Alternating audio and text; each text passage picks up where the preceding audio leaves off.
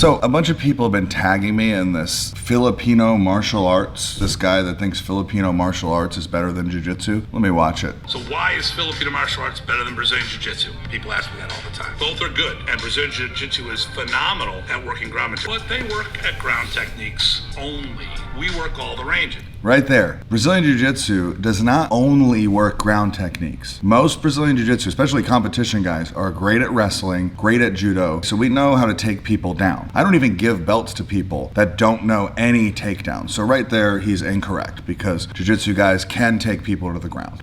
And as good as they are at wrapping people up and cuddling on the ground, I'm really good at smashing people with a stick. Now people are gonna say, hey, what if you don't have a stick?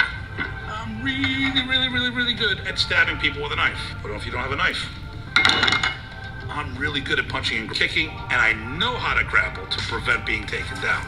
Okay, that's so insanely ridiculous. I mean, who's walking around with two sticks? What are we, freaking Ninja Turtles? Walking around the street with sticks? Now, don't get me wrong, Eskrima is a great martial art. Fighting with sticks is probably a lot of fun, but it is incredibly unrealistic. First off, if you're carrying around two sticks, people are probably not gonna mess with you. If I was like in a fight and someone pulled two sticks out from behind them, I'm probably just gonna disengage and not engage in that fight. So it's just kind of ridiculous point that you're gonna beat me with a stick. And the moment you pull a knife out on me, I'm out as well. There's no martial art that's gonna teach you how to fight with a knife. Yeah, like there's some techniques, but when's the last time you saw two people with knives fighting with knives? It doesn't happen. So it's like insanely unrealistic. And then he talks about, if I don't have a knife and I don't have a stick, I know how to punch and kick. And jiu-jitsu guys don't know how to punch and kick. Well, that's also pretty much not true. Most jiu-jitsu guys that I know have a basic understanding of boxing, but you gotta understand that in order for me to punch and kick, that person has to be standing up in front of me. It has to be that scenario. Then I can punch and kick if they are standing in front of me. He tackles me, puts me on my back, I no longer can punch and kick. So all his points are incredibly ridiculous, okay? And how are you gonna spar with a knife? I mean, I could just keep going on and on. Let me finish this. If